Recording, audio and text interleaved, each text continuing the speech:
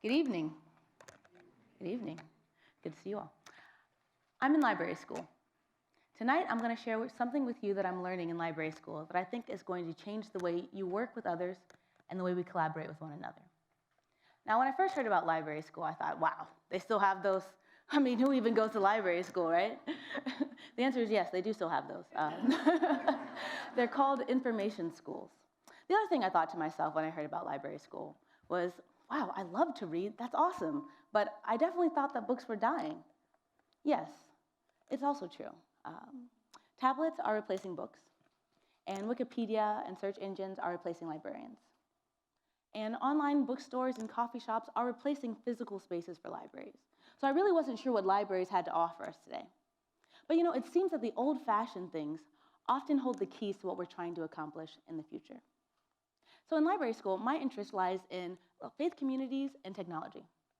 And I found that it's digital libraries who are working with unlikely partners in order to solve their challenging problems over and over and over again. So today I'm going to tell you some stories about our journey that I'm on. The first story I'm going to tell you, in order to demonstrate this, is a moment that planted a seed in my life, just as I hope to plant a seed in your life tonight. When I was in my second year of college, a professor said something to our class which stuck to me. He said, "You may not have considered yourself to be very, very special before you came here, but the very fact of your being here right now, that should never be the case again." It had a profound effect on me. You see, up until that point, I hadn't realized the legacy that I was now responsible for. I hadn't realized the power shift that had happened in my life. I actually had to admit that I was sharing classrooms with some of our nation's greatest minds. I was walking the halls of buildings, that were built before the founding of our nation, when my ancestors had been slaves of those students. I actually worked hard enough in high school to earn the opportunity to be a student at a world-renowned institution. A seed was planted.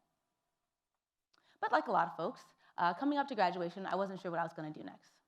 I had some ideas, but I went to a conference, an annual Black student conference, and at that conference, I was introduced to a project. That project would take me on a journey. It would take me back in time, down the eastern seaboard, a journey that has landed me on this stage, on this iconic red dot. That project was called the King Papers Project. It's the journey. JP Morgan Chase had a program called the Technology for Social Good program. They had created an archive, a digital archive of the personal papers of Dr. Martin Luther King Jr. 200,000 documents, photos, letters, personal writings, all made available online for free. I was excited about this because I thought I wanted to be a historian. So I was captured by the way the project was able to make such rare and historically significant documents available to anyone with the click of a button. Now, you didn't need any sort of institutional membership or a password or even any paywalls. You could just take out your phone and read the actual words of Dr. King written in his hand. See, this was pioneering. This was powerful. It had never before been done for such a large collection of that scale. You have to understand that in the age of secondhand information and recycled news, access to the truth of primary source material is golden. So I had to know more. I wanted to figure out, how did they do this project? I found out something that day, and I've been trying to share it ever since. Collaboration is a tool for agency. Some very unlikely folks got together in order to make this project happen. They had a single common goal.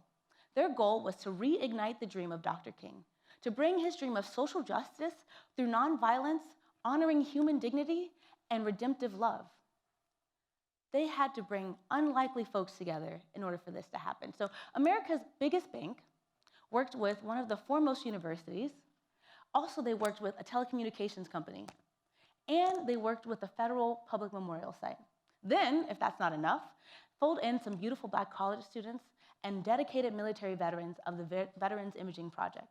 And they were able to turn hundreds of thousands of never-before-seen documents into archival quality images, all available online for free. Imagine the expansive legacy of Dr. King delivered right to you in your pocket. They say, if you want to go fast, go alone. But if you want to go far, go together. I believe that we were each given the power to do great things in our short time on Earth. Remember, Dr. King was only 36 years of age when he was assassinated. But look how in that short time, he inspired us to fight for the unimaginable. He inspired us to dream for what we didn't think was possible. 250,000 people gathered together on Washington in 1963 with a common goal.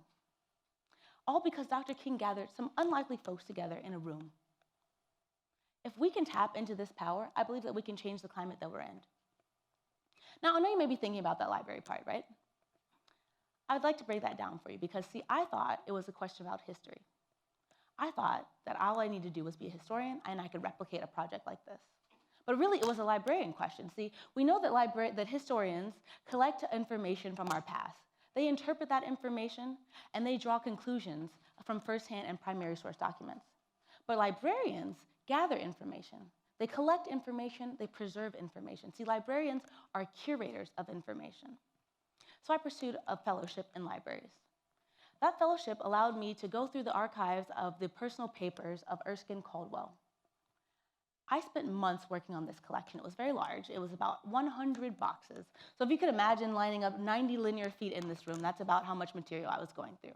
I had to sort and describe it and figure out which documents were historically significant. It took me months. And it was winter in New Hampshire. So it was cold. And I spent a lot of time alone. But one day, I finished. I published the box contents online for everyone to see. But that was it.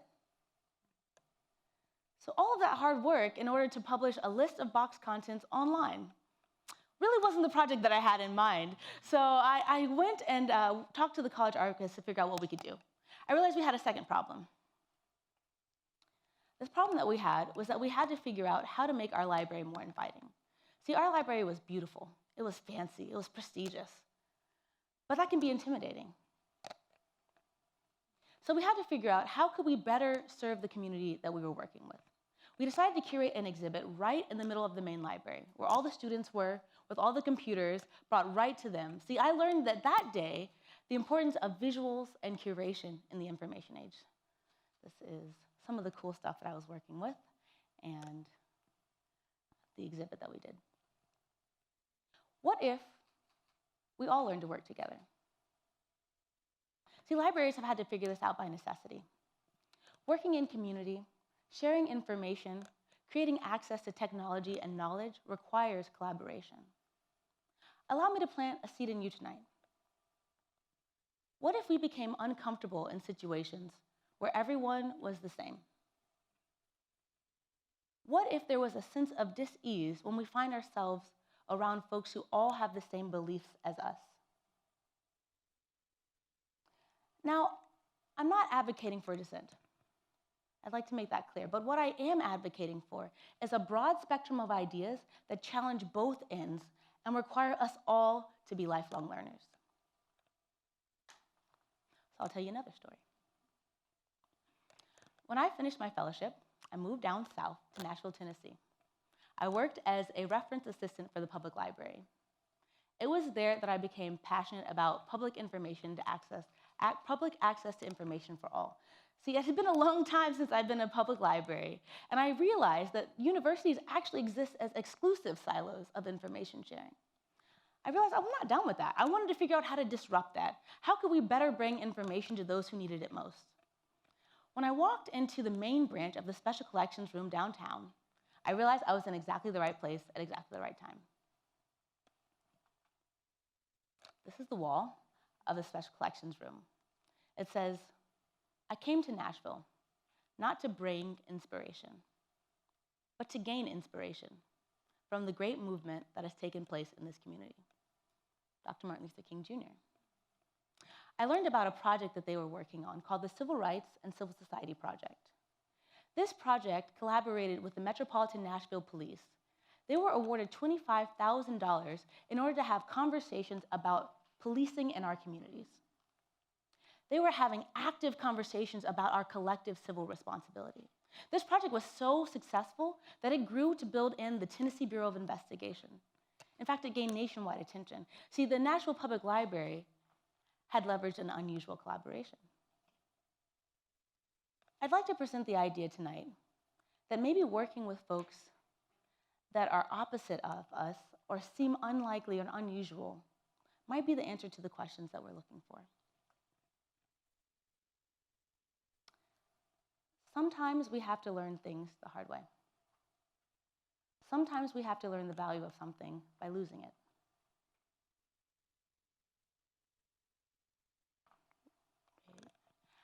By my teenage years, I lost both of my biological parents. Connections became an important way for me to feel safe in the world. I learned quickly how important it was to make community mindfully and on purpose.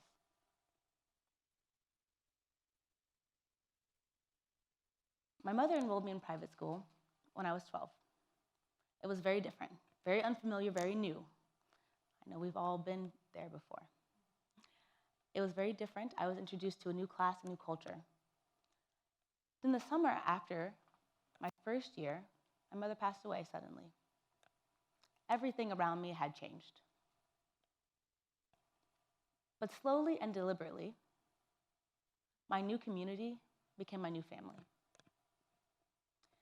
Steve Jobs said something in his 2005 address to Stanford's graduating class. He said, "You can't connect the dots looking forward. You can only connect them looking backwards. You have to trust that somehow in the future, those dots will come together." Standing here on this dot, I realized that I was set on a journey. My mother had taken me as far as she was destined to go. She was leaving a legacy. It was now my turn to carry the torch. I'd like to make the point tonight that connection matters. I'd like to challenge us to believe that this idea is bigger than successful boardrooms, bigger than effective technology. This idea reminds us why opposites attract. See, this is not a natural concept, a novel concept, it's a natural one. This idea reminds us why highs are defined by lows, why yin and yang govern life. This idea reminds us the importance of collaborating. See, unlikely partnerships are powerful. The late Dr. King told us that if we could apply this to our social political climate, we may be able to make a big change. He boldly proclaimed that white and black need one another, that rich and poor need one another,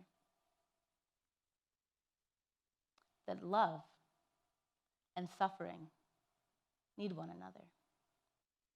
People fail to get along because they fear each other. They fear each other because they don't know each other. And they don't know each other because they have not communicated with one another. See, we have to learn to live together as brothers, or we will perish together as fools. Dr. Martin Luther King Jr. If you're working with those who act like you, think like you, and most importantly, work like you, you're doing it wrong. Let's learn now how to work with those who scare us, those who make us uncomfortable. Let's challenge ourselves to leverage unlikely collaborations. In the age of technology that we're in, as it shifts both the economy and the way we work in community with one another, now more than ever, we need to leverage unlikely collaborations. So tonight, I invite you to do the unlikely, to run in the direction of your fears, and to go together. Thank you.